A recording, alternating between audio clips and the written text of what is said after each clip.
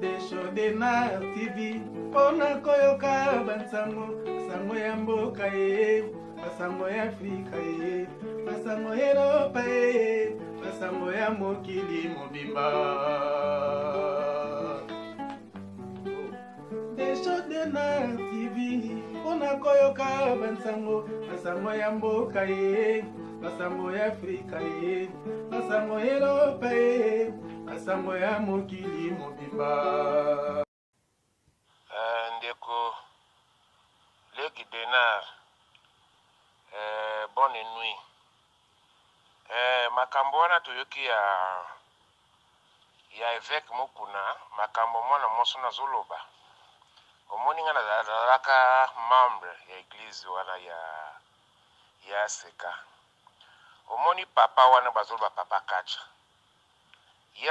azalaki deuxième personnalité na kati na église ya aseka wana soki lelo ke église wana ekoma lelo boye ezalaki mpona baprophétie ya papa wana donc vraiment que c'était un grand type quoi papa kacha wana mais omoni kufa ntango akufaki na 2014 alors kufa na ebendaki lokola mwa mindondo balobaki tata wana akufi na poison donc bapoisonnaki ye mais baboyeki kosala autopsie ozomona bon tout ce que la fille parle vraiment Denard eza makambo ya kotia tembe te eza mpenza c'est une réalité soko olingi overifie so information mosusu luka mutu bafanaka bango balabala moko peti nano oyo Jérémie Lwamba oyo ya équilibre TV babanda ofanda na bango na kati GB esika papa wana alaki na fille wana donc babotale mpena mwana moko na papa wana ozomona donc tout ce que la fille parle vraiment c'est une vérité ya vérité ata soko olandi émission ya sango bosolo na politique okolanda tango ndeko Israël atunaki évêque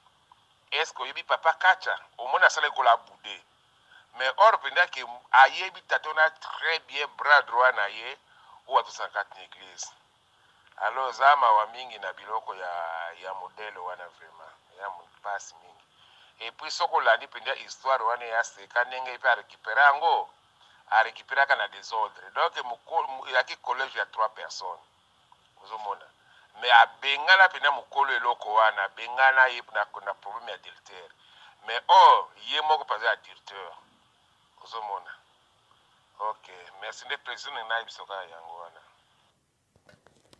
Voilà, donc na banzi yo moko yoki oyomoni histoire ya aseka côté uta.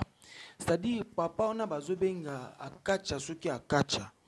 Azali l'un des membres principaux ya ACK babanda li solo ya ACK et par contre yenda zaki loko a leader poison bimana kat je confirme pas oyoki batu o babandaka ACK yewana mondimi ya ACK membre ya ACK batu bayebi histoire ya ACK côté Huta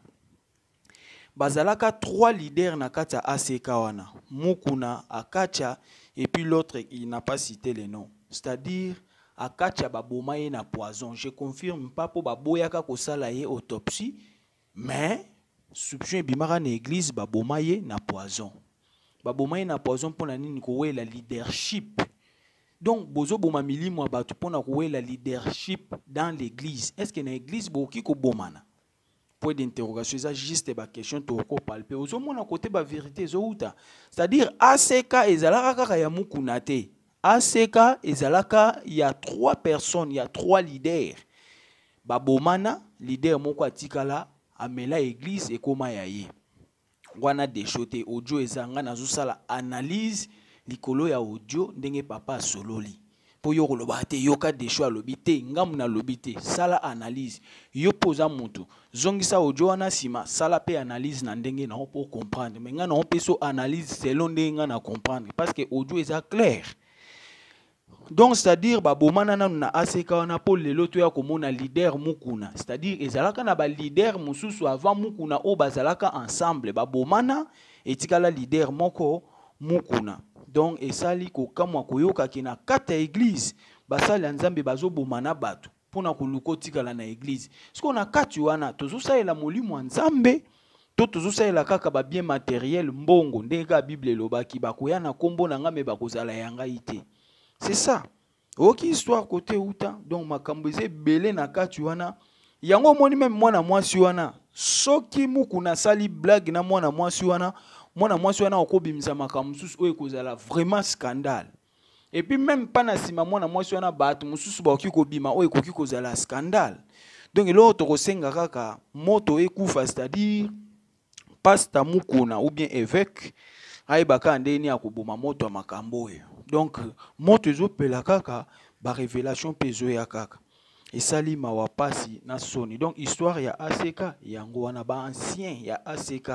bango wana babengi na Desho Denard TV bameki ko témoigner. Donc eza makambo moko eza mpe ebele na kati biso troke na kati nango te mais tolobika likolo me bango bakolo problème bayebi ndenge ebanda bayebi pe na kote baokoma nango. Donc c'est dangereux tant ozoka bana nzambe babomana batu bakufa mpona église wana. Donc nzambe asunga toyeba nani aza ya malamu nani aza ya lokuta. Voilà, ezalaki ya bino humble serviteur, l'homme de bonne foi, zala branché sur Desho Denard TV. Sur Otal Bisomba Alboso, n'hésitez pas à s'abonner sur notre chaîne Otalaka Réalité. Ciao.